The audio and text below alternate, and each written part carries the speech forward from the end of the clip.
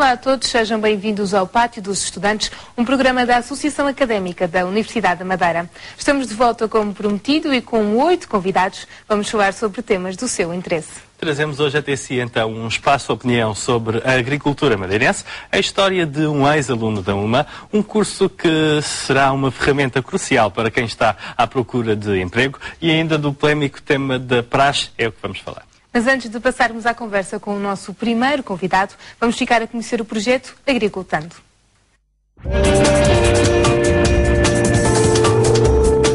O Agricultando nasceu de uma colaboração, em primeiro lugar, na revista do Diário de Notícias da Madeira e, a propósito, um convite que um antigo jornalista daquele matutino me endereçou, o José Salvador. Ou seja, ao longo de quase 3 anos, entre setembro de 2007 e maio de 2010, escrevi 71 textos sobre a agricultura madeirense, onde abordei os produtos agrícolas mais emblemáticos da nossa região, bem como os locais de produção onde existem esses produtos, um pouco também dos usos e costumes associados aos produtos agrícolas, a vertente gastronómica, também presente nestes textos, e depois disso, claro que senti a necessidade de reunir esses 71 textos que estavam numa revista, enfim, num jornal. Nós sabemos que seria uma leitura efêmera, não é? Então senti a necessidade de compilar num livro estes mesmos 71 textos. O livro foi lançado no dia 21 de março de 2011, no Mercado dos Lavradores, e ao longo destes últimos 3 anos, nos locais onde tenho o livro à venda, fui ouvindo comentários que os turistas e alguns imigrantes, nossos conterrâneos de segunda e da terceira geração, procuravam com interesse esta publicação. E daí lancei a edição em inglês, do livro Agricultando, no dia 16 de dezembro do ano passado, 2015. Vamos então iniciar a conversa. O nosso primeiro convidado é o engenheiro Joaquim Lessa, a quem agradeço a presença e dou as boas-vindas. Qual era o objetivo quando este espaço de opinião sobre a agricultura madeirense começou? Alguma vez se pensou que depois iria dar estes frutos? Não, de todo. Portanto, esta minha colaboração na revista do Diário de Notícias da Madeira começou em setembro de 2007, mas 2 meses antes, o antigo jornalista do Diário de Notícias, José Salvador, desafiou-me para eu começar a escrever sobre agricultura na revista. Porque na altura tinha terminado a colaboração de um outro colaborador na revista e havia ali um espaço em aberto. A minha primeira reação foi de caramba, quem eu estar aqui a escrever sobre agricultura, mas a realidade é que, à medida que fui escrevendo de 15 em 15 dias, ao longo de quase 3 anos, levou a este livro que está publicado. Que assuntos é que nós sabemos que o tema geral é agricultura, mas ao longo destes anos, sobre o que é que foi escrevendo em concreto? Sim, procurei destacar os produtos agrícolas mais representativos da nossa região, quer da Madeira, quer também do Porto Santo, falar um pouco dos usos e costumes a estes associados, lugares de produção de excelência, como estou a lembrar, um Chão da Ribeira, no Seixal, uma Fajã dos Padres, uma freguesia da Madeira do Mar, que tem aqueles bananás, portanto, que são, realmente é o principal produto agrícola que é conhecido, e também recordar algumas personalidades madeirenses e também continentais que muito contribuíram para a modernização da agricultura madeirense, em especial na década de 50 do século passado. Com certeza, quando escrevia estes textos, com certeza também foi encontrando factos curiosos. Por exemplo, a nível dos produtos que temos na Madeira. Alguma curiosidade assim que venha a... Sim, estou-me a lembrar que a Festa da Castanha, que se realiza há 30 anos, e este ano será a 31ª edição desse certame, tem a coincidência que é a Festa da Castanha mais antiga de Portugal. E logo a seguir, com uma diferença de uma semana, a Festa da Castanha e do Castanheiro de Marvão, portanto, uma vila histórica do norte do Alentejo, que tem em comum com uma ilha um certame agrícola. Outras curiosidades que eu desconhecia, por exemplo, a questão da cultura da cana-de-açúcar, que partiu daqui para depois para o Brasil. E, de certa forma, quando ela teve a introdução da cultura da cana sacarina no Brasil fez com que a importância que o ouro branco tinha cá na Madeira perdesse um pouco. E levamos, os madeirenses na altura que foram para lá para o Brasil, no século XV, XVI, levaram não só as técnicas de cultivo, mas também o processamento para produzir açúcar ou mesmo aguardente de cana. Nestes textos e nesta coletânea de textos podemos encontrar, vá lá, uma divulgação da agricultura madeirense. Uma das questões que me suscitou também curiosidade é que a gastronomia regional está intrinsecamente ligada à agricultura. A maior parte da nossa gastronomia sem dúvida, é feita, efetivamente. Se nós repararmos bem, ao longo do ano, temos aquilo que é a sazonalidade da oferta agrícola, ou seja, por exemplo, nesta altura estamos quase em pleno carnaval, para não dizer mesmo em pleno carnaval, lembramos logo do mel de cana de açúcar, não é? Para acompanhar com os sonhos e as malaçadas. Por esta altura também já vai lembrando o consumo do inhame, que não só está associado a esta época do Carnaval, mas também à Páscoa.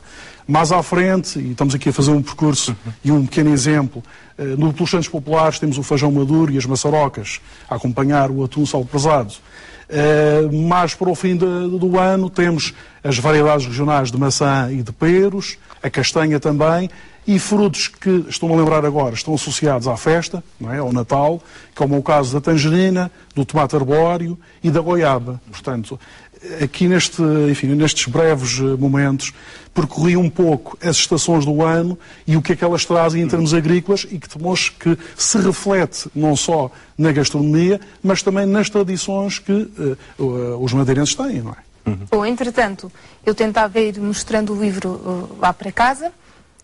Portanto, e continuávamos também a falar sobre este livro. Como é que surge então a ideia de passar estes textos e de os compilar para publicação? Foi uma ideia sua ou foi um feedback também de quem ia lendo os seus textos? Acabou por ser um pouco essas duas vertentes.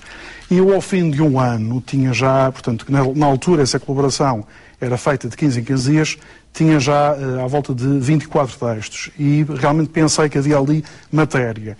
E ao ouvir quer de amigos, quer de familiares, e sobretudo, sem demérito para os meus amigos e os meus familiares, mas sobretudo pessoas que eu não conhecia e que me abordavam, quer por e-mail, quer pessoalmente, dizendo, olha, gosto muito de ler os seus textos, acho que traz algo de novo e recorda coisas que eu lembrava-me dos meus tempos de infância. E as pessoas que me falavam são pessoas já com uma idade bastante avançada, portanto, e que me deixava bastante satisfeito, porque às vezes ficamos com a sensação que escrevemos e que ninguém nos lê, porque quase que ninguém comenta. Mas neste contacto, às vezes, que não estamos à espera, na rua, num local em que as pessoas nos abordam e dizem, olha, eu realmente estou a conhecer a sua cara, você escreve para a revista do Diário? Sim, realmente escrevo. E foi o conjunto dessas duas situações que me levaram a compilar este livro, ou livros, que também agora existe a edição em inglês, sim, e que são edições de autor. Portanto. Pois é, a edição inglesa que surgiu também, como já falou ali até na peça, sim. Do bom feedback que teve fora de casa. Nos pontos de venda onde o livro, a edição portuguesa estava à venda, tive comentários dos vendedores que me diziam que os estrangeiros pegavam no livro, folheavam, muitos diziam bem, mas não têm o livro em inglês. A resposta, claro, que na altura era não, mas muitos compravam na mesma, pelo aspecto da fotografia, e aqui eu devo destacar que grande parte das fotografias que estão aqui, e a capa também é da autoria dele, é a do Roberto Pereira, que é fotógrafo profissional, e que realmente ajudou-me imenso, porque para além das palavras, a imagem tem um impacto. Esta imagem notável, que já tivemos a oportunidade de visualizar ali há pouco, que a Vera mostrou, realmente mostra um pouco e apela ao leitor.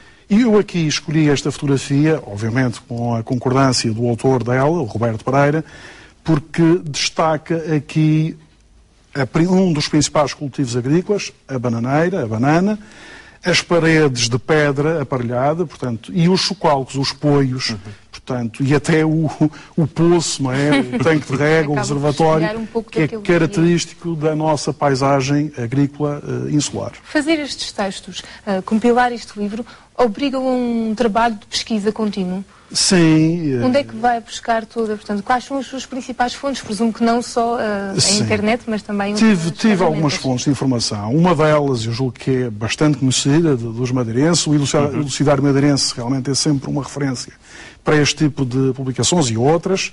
Mas devo dizer que também por alguma herança familiar, permitam-me a expressão, tinha lá em casa um livro da tal década de 50, do século passado. Realmente os anos de 50 do século XX foram muito importantes, porque houve realmente uma proliferação de trabalhos de caráter prático, agrícola, numa altura que certamente seria difícil, como é que estamos a atravessar agora, que não havia meios, havia falta de dinheiro, mas surgiram uma série de publicações. Por outro lado, também, muitos dos artigos que eu escrevi tive que ir ao encontro.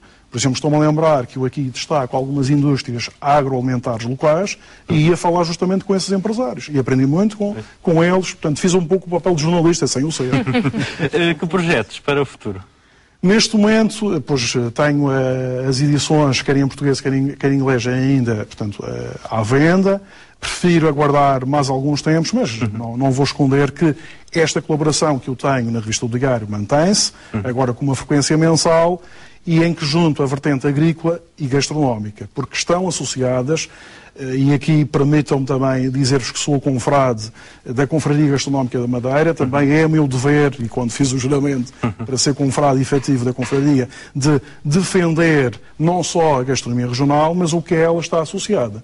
E os produtos agrícolas são aqueles que, para além da arte e do engenho do chefe de cozinha, ou do cozinheiro, ou da dona de casa, os produtos agrícolas também dão um cunho próprio e regional que a gastronomia local merece. Muito bem, estamos a chegar ao final da nossa conversa. Quem quiser adquirir este livro, como é que pode fazê-lo? Ele está um pouco espalhado portanto, pela Madeira, nas livrarias e em lugares que as pessoas às vezes estranham, porque num restaurante. Mas os livros também estão lá à venda no restaurante, justamente por aqui que eu acabei de vos referir. Muito bem, Joaquim Lessa, uma vez mais, muito obrigado e votos de sucesso para este projeto pessoal. Muito obrigado.